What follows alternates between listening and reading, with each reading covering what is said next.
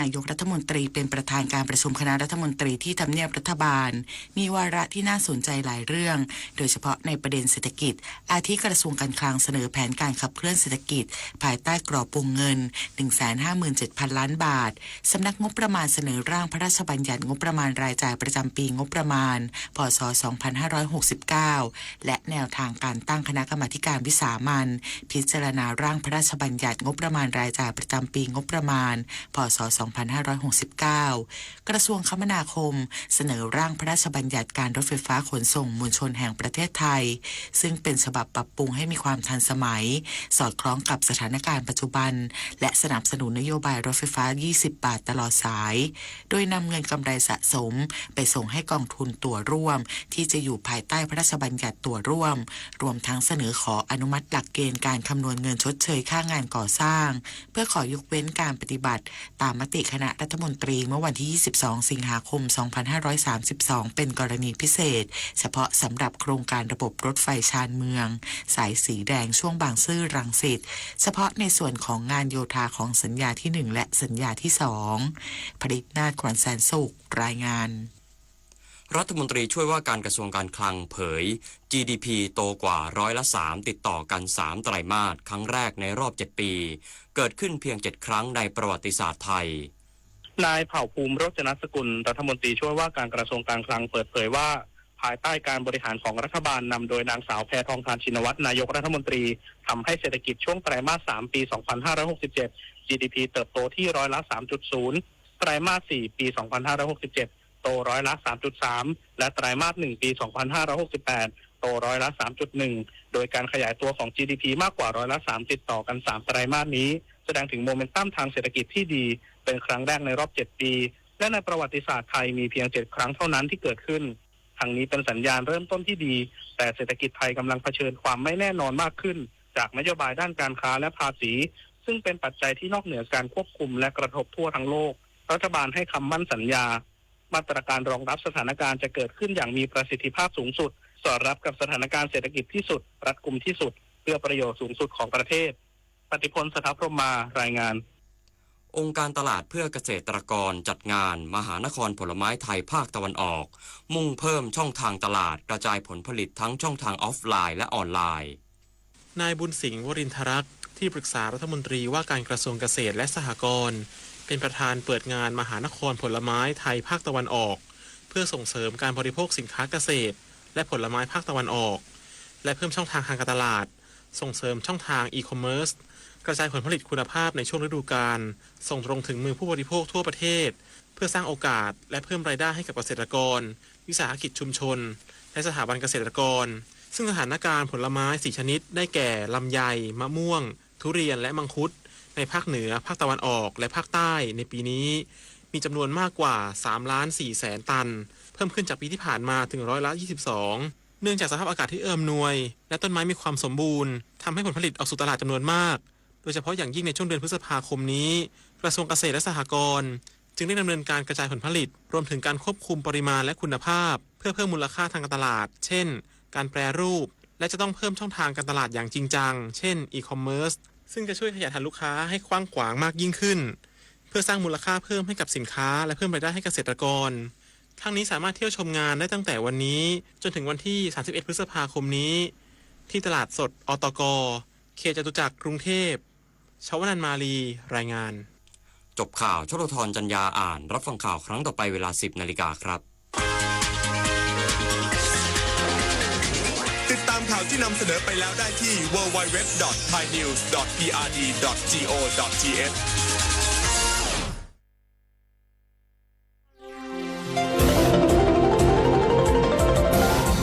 วิทยุแห่งประเทศไทยให้ความรู้คู่ความสุข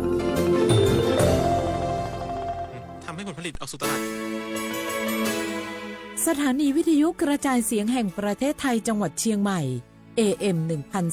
1476 กิโลเฮิรตซ์สถานีวิทยุภาคภาษาชาติพันธุ์แห่งเดียวในประเทศไทยที่มีความทันสมัยเชื่อถือได้สร้างอัตลักษณ์กลุ่มชาติพันธุ์สู่สากล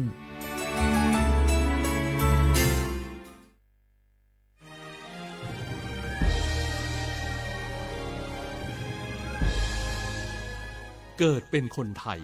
เติบโตบนผืนแผ่นดินไทยจงภูมิใจในความเป็นไทยชาติไทยเรานั้นนับเป็นชาติที่มีความเป็นมาเก่าแก่ยาวนานเรามีภาษา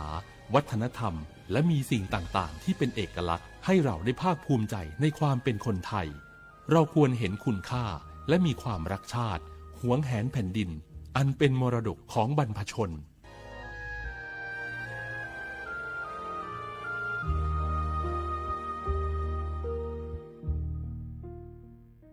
เจ๊ขอนี่เร็วๆทางจังหวัดเปิ้นมีประกาศเตือนคนเฒ่ากับคนที่มีโรคประจำตัวบ่ให้ออกจากบ้านเพราะฝุ่น PM 2.5 เกินเกณฑ์มาตรฐานเกือบ300เลยนะเจ๊ ไหนพอละสุดๆเลยนี่แดงเถือกเลยถึงว่ากะรู้สึกบ่ดีมาหลายวันอย่าจ้ำกับบ่จ้ำอย่าไอกับบ่ไอฮัด โอ้ไผมาจามมาไอ้อย่างนี้นี่แล้วก็นั่นสาวๆยังบ่ใส่หน้ากากนี่ฝุ่นนักเน้อช่วงนี้นะ เฮ้ยแก่นควันนะแก้วพอแล้วกันนะฝุ่นควันเต็มบ้านเต็มเมืองหนักขนาดช่วงนี้แต่เปิ้นบอกว่าบางเตือกับปัจจัยคนไทยเผานะแต่อาจจะเป็นฝุ่นข้ามแดนควันไฟจากประเทศเพื่อนบ้านเขาบ่ได้มีมาตรการเหมือนบ้านเฮานะแกเอาอีบ่ปากันย้ายแผ่นดินไปไกลๆจากประเทศหมู่นี่นี่เนี่ยได้อย่างอันก็ดีกะแก้วคณะตีรัฐบาลกำลังหามาตรการกับประเทศเพื่อนบ้านหมู่เฮาก็ต้องมีมาตรการในการป้องกันตัวเก่าคือปฏิบัติตามคำแนะนำของแพทย์เปิ้นว่าให้หลีกเลี่ยงการทำกิจกรรมนอกบ้านให้อยู่แต่ในบ้านที่ปิดประตูหน้าต่างให้มิดชิดหรือสวมใส่หน้ากากกันฝุ่นอันอย่างประมาณนี้ก็จะช่วยได้ในระดับหนึ่งนะถ้าจะอันวันนี้เฮาแยกย้ายกันก่อนบ่ไปอู้กันในไลน์เอาอากาศดีๆก้อยมาเมากันใหม่แต่ไอ้แก้วปิกบ้านไผบ้านมันเตรียมให้พร้อมซ้อมให้ดีรู้วิธีป้องกันภัยปรารถนาดีจากสำนักงานประชาสัมพันธ์ที่3กรมประชาสัมพันธ์ค่ะ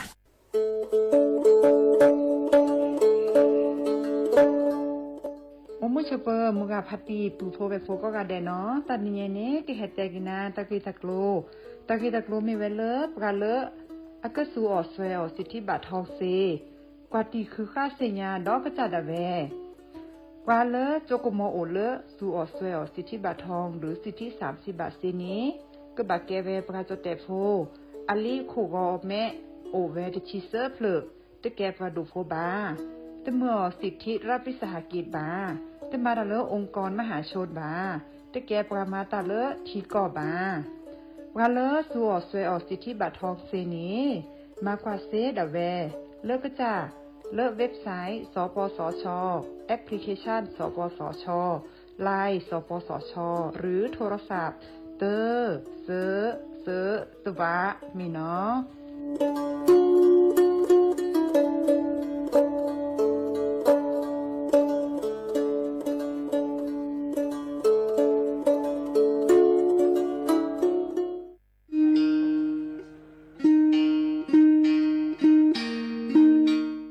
ชอปเปอร์ปุโพเวโพมกาพัตีก็นงาแดนเนาะตาดนี้ยัยนี้จะเกเตกินตากิตาโกลมีเวลตากิตาโกลตาเฟชอตเลตาชาฮิเลสัวทอโบลีเลปบาสัวเชลอมีปราเลอโจกมอโอเลอสัวสิทธิบัตรทองหรือสิทธิ30บาทนี้มิโลบาชอตเลสัวตาชาฮิเลอซอชอตเลเซตนี้นี้จะอานาเกลุยลาบาเฟชอตเลเลกสัวตาชาฮิซอนี้เติร์ดมีและแต่บาตชาฮีและเลิกก็จะดาเวคีดมีผ่านแอปพลิเคชันออนไลน์สปสชไลน์สปสชหรือโทรศัพท์เตอร์เซตัวะกาเลโลบาเฟชอตเลตชาฮีเนสูออที่โคกอเดเบลอโพซาโฮเลโคกอตโอดีบานีสูออเลตาโอเพลอลีสเกรเดอร์อโมอปาอลิโคกอลิโคเชอร์เซเจปราเลโลบาสูออตชาฮีเลตโลเดลิโคกออัลโลโอลโชบานีมาตาลอติเซดาเวสูออเลลิอุซาเลปากจาอเดเลเปเลโออตาลิเลอลอติลอแชลิเลเปลอทีเปเปลอมอูเปนี่ลอ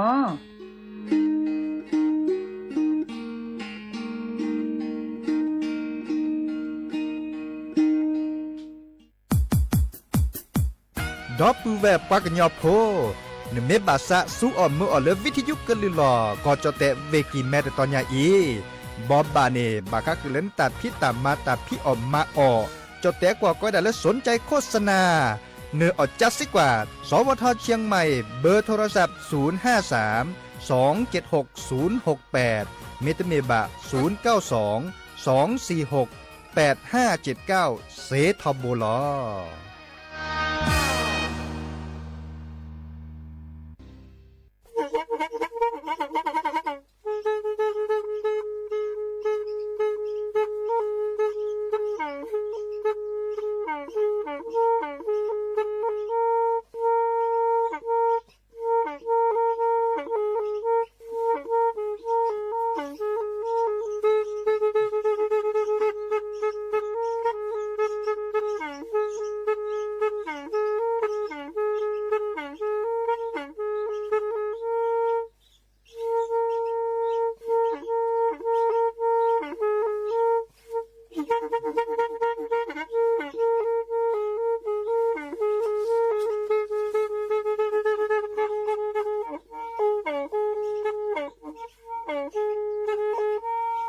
แทอี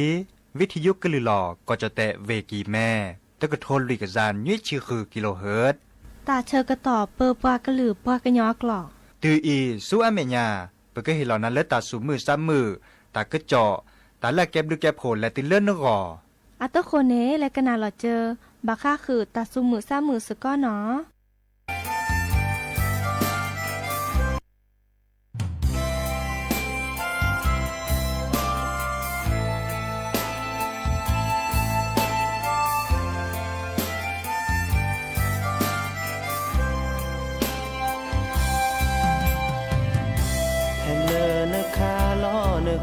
ที่โค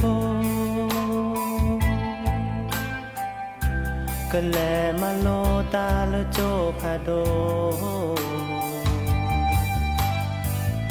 ใช่เธอกว่านาบาลอยาเมทีโพเสนิมาโลโปลเกทอกวานแต่ดอยานันโลติคลาเลนตาเกโตนโมนปาเนเมื่อเจอกว่าแทเจ้าจือเลซาเสยูซาชูเตอเจเกวตาเปเรตาไม่คือโทซาดอนากว่าลาเนแกลแค่แลเนก็แฮเกสูซาเตเวบาโยตะเลนวอเนโมเนปาเปบานาโกฮาโกเจนีโพทอเนเตเกลดานอบลอ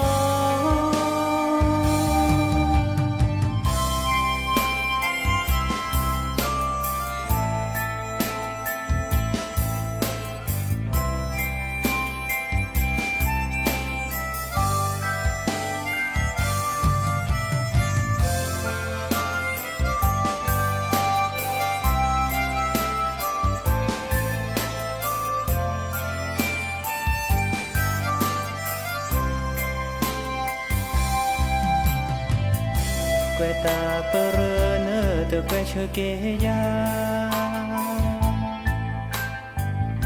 เนสูเนซาพี่นอรอยาโมปาโทรศัพท์กนาวที่ราฝากข้อความบาโยตะเลนาโยเคอีโนแผ่นแลกว่าลาเนแกลแค่แลเนก็แฮเกสูซาตะเวบาโยตะเลเนวอเนโมเนปาเปบานาโกฮาโกเจนีโกทอเนเตเกลดานอบลอ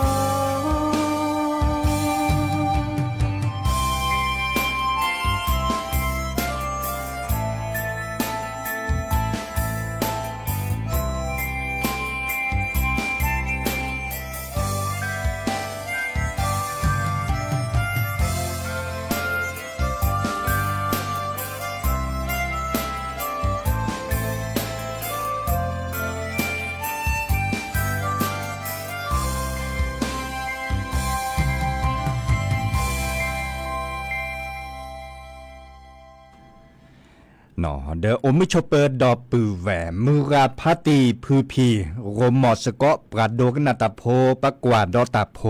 เปิดปรากลือปรากญอกอกันเนาะตลอดตัดและเลวิทยุกลือหล่อก่อจอเตเวกีแม่แต่ตอนยาอีสวทเชียงใหม่แห่กันนาสกอเปิดปรากลือปรากญออากวอเนาะตุกลอซาเดยาดีเจเสมอเนาะจอซาปิเสมอเฉลิมสิริวงศ์ชัยแห่ตัวก่อนดับเบิลแวซิโซโดล่ะตาตนิญายันโลลอซาเริ่มมือนี้มือซอวันที่20พฤษภาคมนี่คิโทเซกซาคุชิโคเนาะมือนี้มือซอคิชิลาเลปฏิทินแล้วก็จอเตนี่เนาะพฤษภาคมเนาะแต่ปอซีบาดกติเลตาเชกต่อเลปะกอยดาตาจูคามือกาพัตตี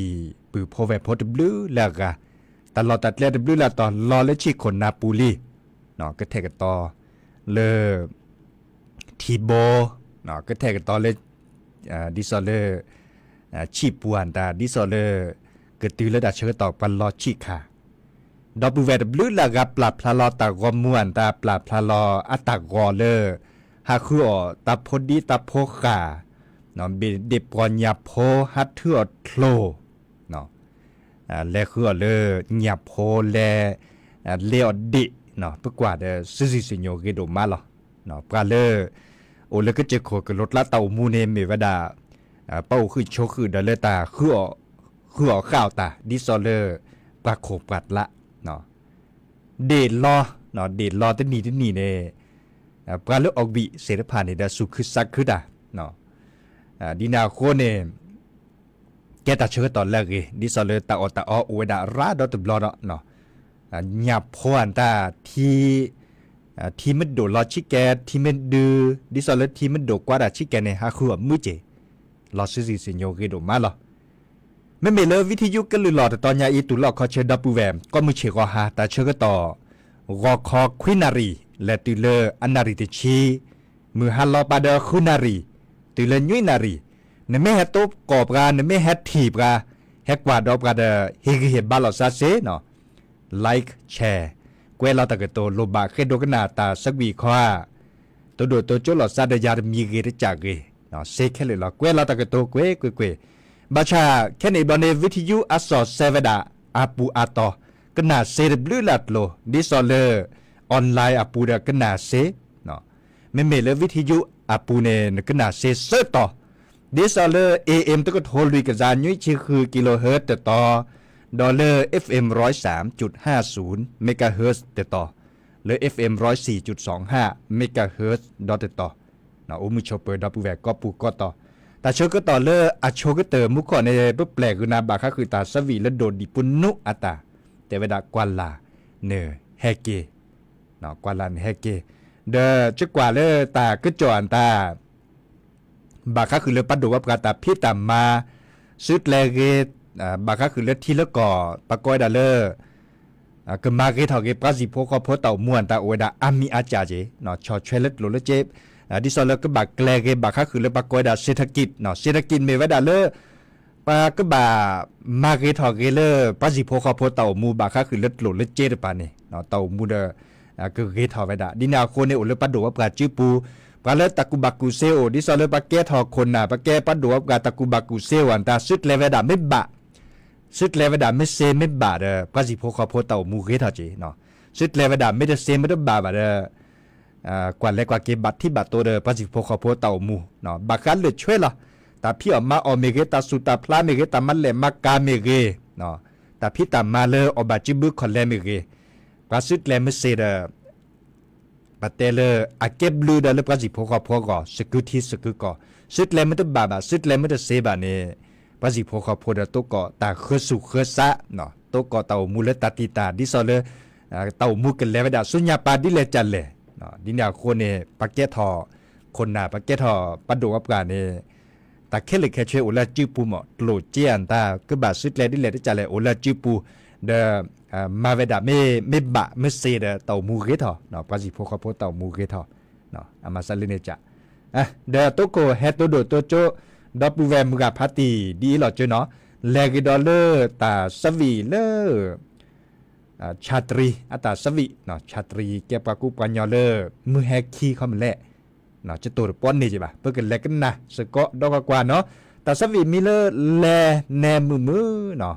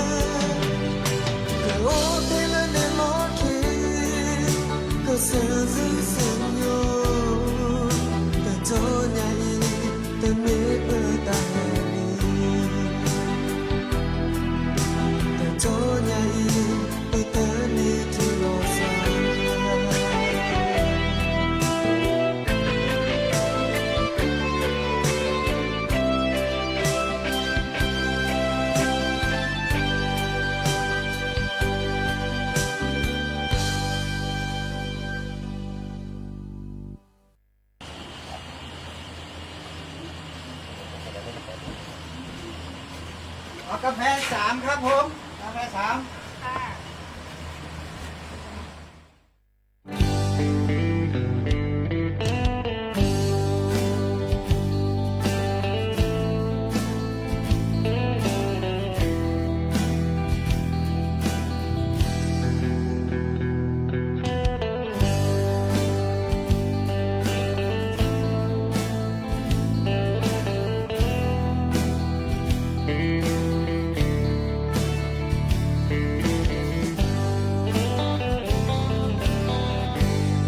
lo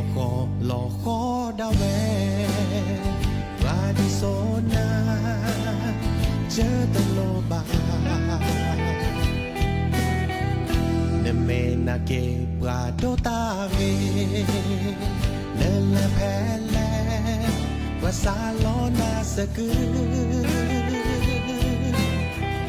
cha tho ki me từ lỡ mương phai về mẹ hồ so từ lỡ mưa yo từ lỡ mẹ so lô lỡ chiang ra ra đi số na tơ krơ lỡ yơ sa lo ba na ba li pa po mưa lỡ đi số na cho ha ready akha le cho chi ya thì lo xa lỡ tơ về gle ga bo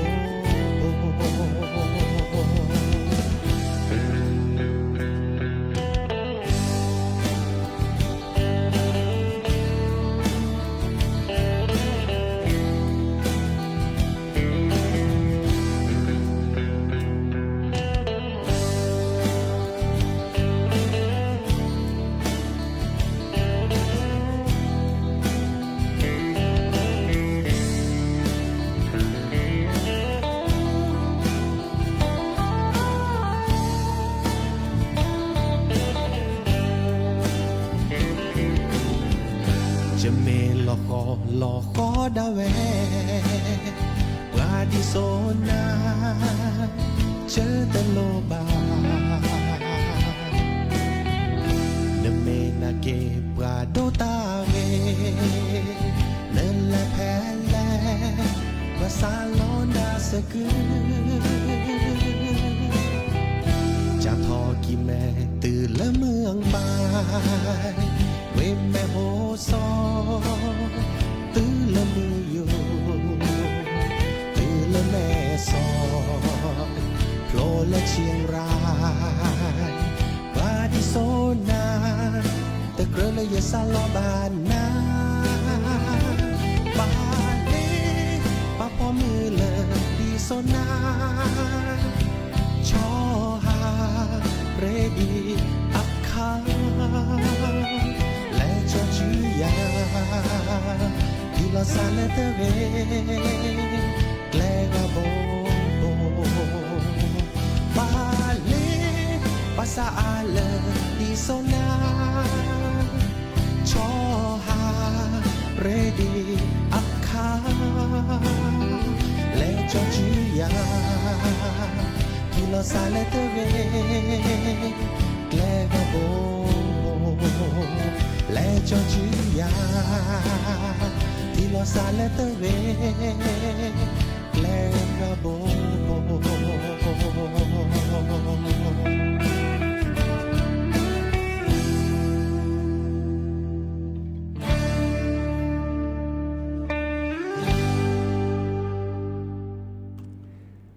cái từ li nó ta sắp vị lơ về cho sạc cái nhỏ bèn ta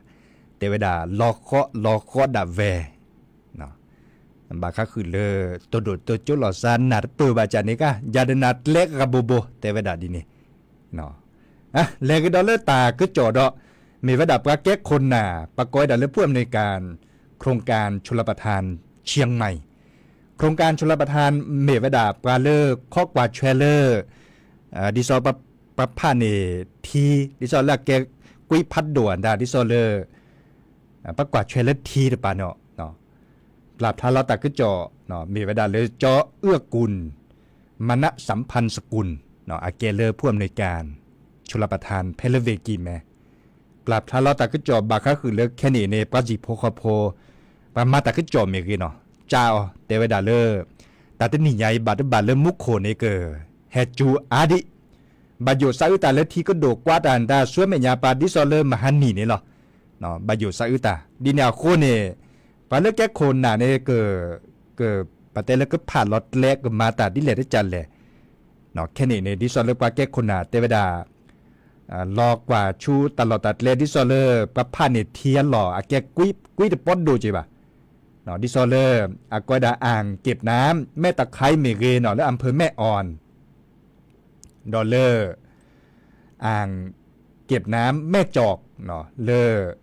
แม่จอกหลวงเนาะและอำเภอแม่ริมเมเกดอลเลอร์กุยอากอยดาเลออ่างเก็บน้ำแม่ค่อนเนาะและอำเภอเชียงดาวเมเกแค่นี้เนี่ยปะพาเนี่ยเทียนหล่อเนี่ยแต่เวลาบุลกเปรก็ต่อเจาะเนาะมุขจูอาสุกาเตอแต่ที่นี่ใหญ่แต่ตื่นแล้วแต่จูขาดาเชื่อต่อมุนเนาะเนี่ยบาชาที่เนี่ยว่าตาบาเลข้อชีเปอร์เซ็นต์คอมโยเลบุลกเปรเลกุยเดข้อเนาะข้อชีเปอร์เซ็นต์เนี่ยพับพอสักกว่าบุลกเปรนี่เนี่ย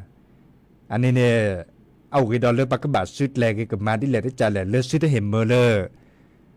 อดกว่าบาเลอปราจิปาคอบาสุดที่เห็นเมื่อเลยทีเนี่ยโอระเตลือบา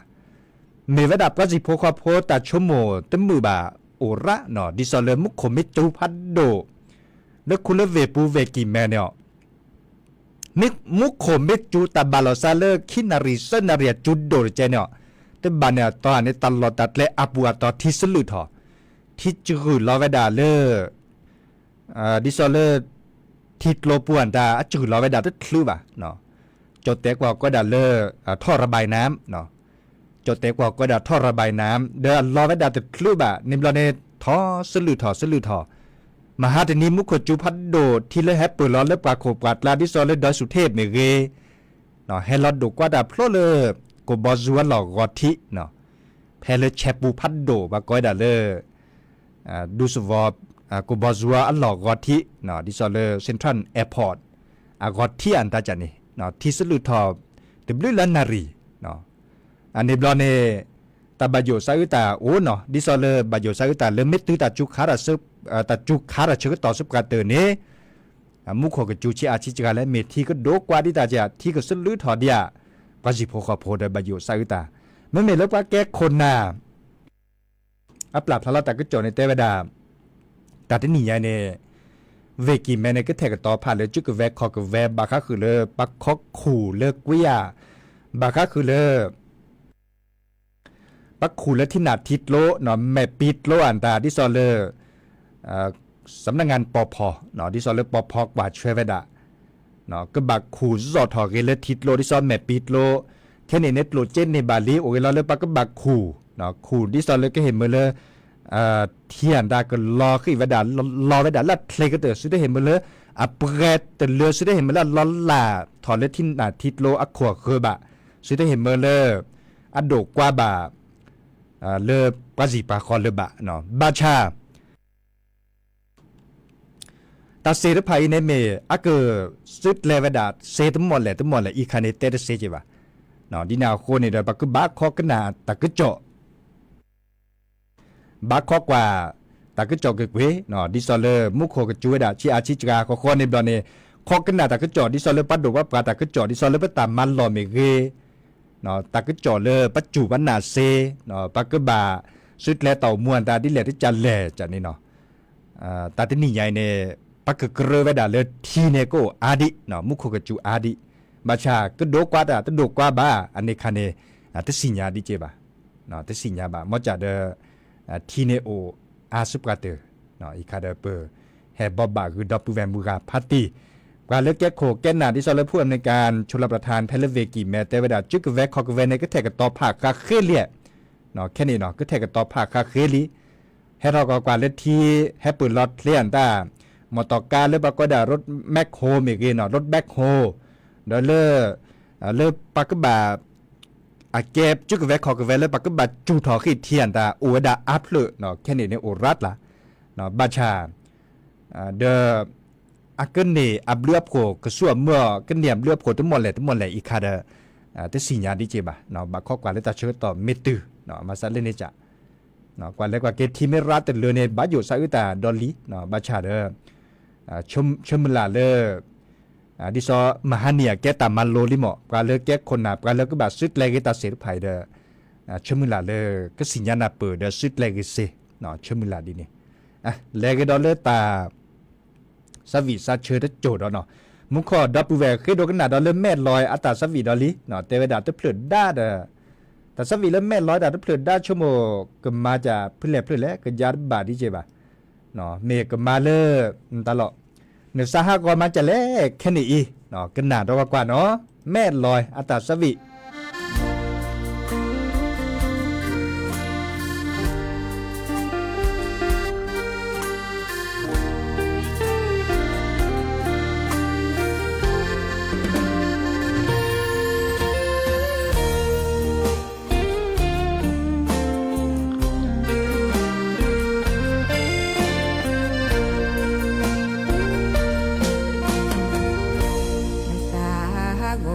บาเลคาอีนาโอเดยาเนตบลู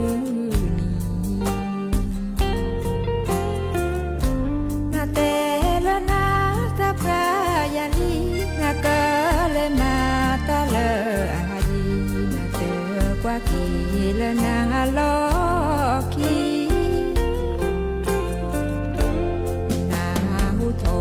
ตาชาโดมานาเตละนาเตเอเลยายานาหูทอยาเมที่ยาจอบาเลนมาตาเจอชูโมตุเกเลยา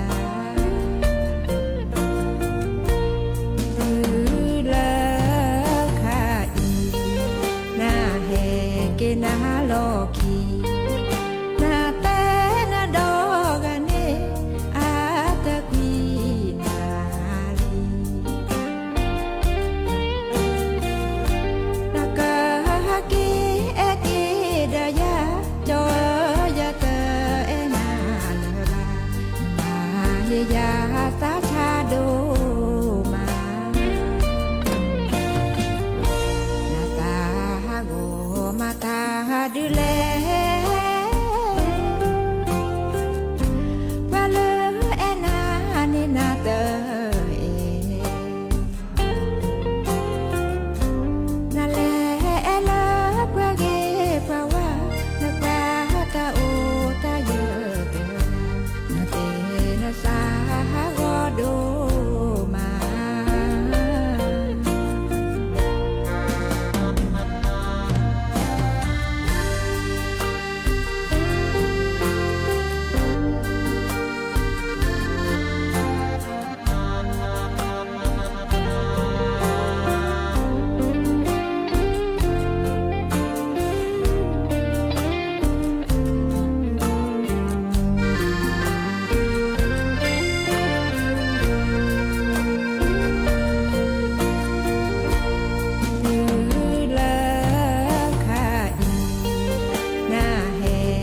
นาโลกีนาเตนาดอกเนอาตะกีนาลีนากะฮักกีเอกีดายาจอยาเตเอนาเลบามาเฮียาสาชาโดมานาตาโกมาตาดูแลบาเลเอนานินาเตเอนาเลเอลาปะเกปะวานาปะตาโอตาเยเตนาเตนาสาโกโดมา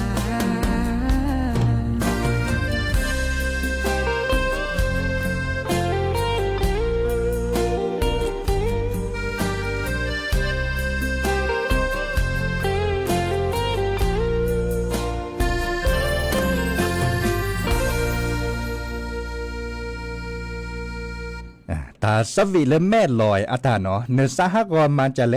แค่นี้เนาะเดตาสวีบาก็คือแต่ตะกุยนี่หรอกว่าแต่ชื่อตอนเล็ดเล็ดดมมาเนาะโอเกตาบาเลเป็นนาทีหรอเตอชิเซนที่ชื่อคุณนาทีปกบาลเราพาเราซาเดดอปูเวดอจิบหรือจิบโผปือโผแวโผก็กาปปากระลือปากระยอกการอคอดนี่ยจะเกิดแต่ดับไปล่ะกันหนักดอลเลโดนุเคซึอัตาสวีตะเพลออามิเลตาเนาะคอในบอลในตาสวีตะเพลไม่ก็เตอตาได้แค่ข้อ กันแลและหรือเลือดทาเนาะทาเลือขีทาเลือเปลือแลเวดาตาตือตาชื่อก็ต่อเลือแฮเกตุกอลดอซาดยาดีเจเสมอเนาะจอสาปีเลิกแค่มาฮะตาชื่อก็ต่อคุณนารีและติเลนุยนารีตาบรือเนาะ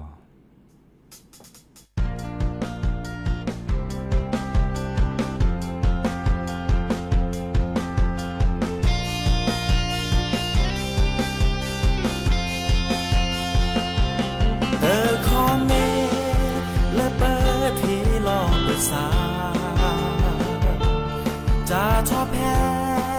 เลเปอร์แอลเปอร์ซา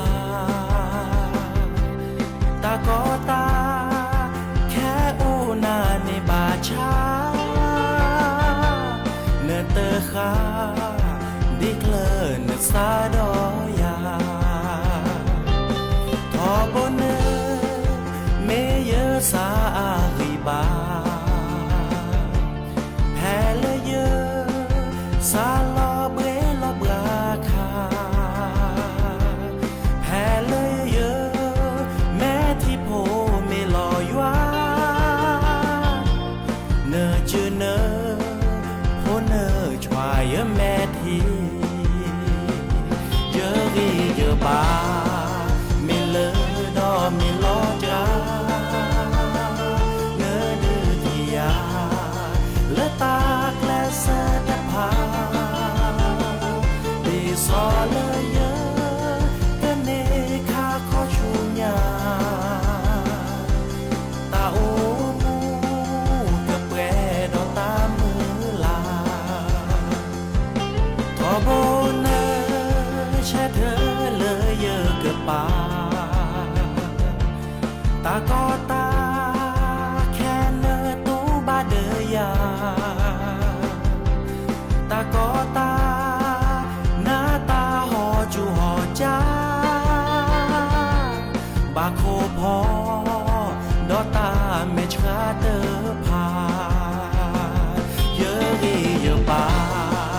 เมเลอดอเมโลจาเนื้อดื้อที่ยาและตาแกลเสดพาดีซอเลยเยอะกันเนคาขอชูญาตาโอมูกับแปรดอตามือลา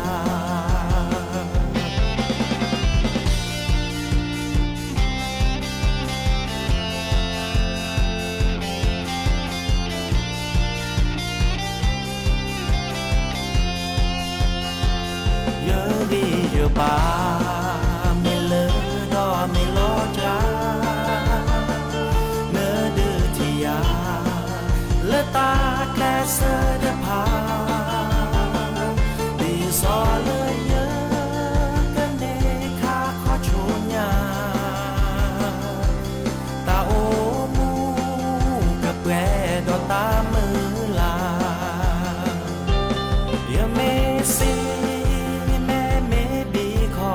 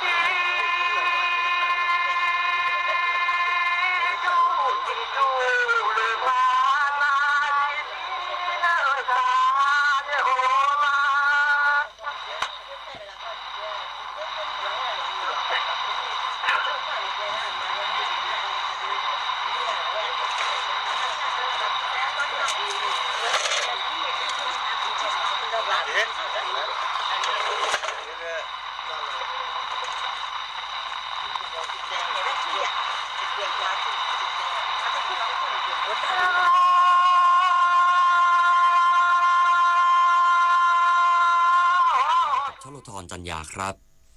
หลายหน่วยงานที่เกี่ยวข้องเตรียมแผนรับมือสถานการณ์น้ำในช่วงฤดูฝนอีกสักครู่กลับมาติดตามรายละเอียดครับ ความใส่ใจเข้าใจของครอบครัวและสถานศึกษา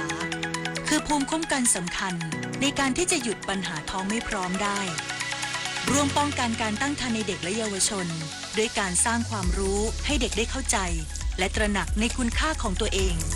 มีเป้าหมายชีวิตมีทักษะที่จะปฏิเสธและหลีกเลี่ยงป้องกันได้อย่างถูกต้อง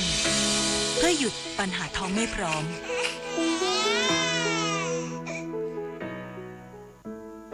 คำบางคำคุณไม่คิดแต่พ่อแม่คิดโอ๊ยเลิกบ่นเลิกจู้จี้สักทีได้ไหมน่ารำคาญ คำพูดรุนแรงสาเหตุสำคัญที่ก่อให้เกิดภาวะซึมเศร้าในผู้สูงอายุ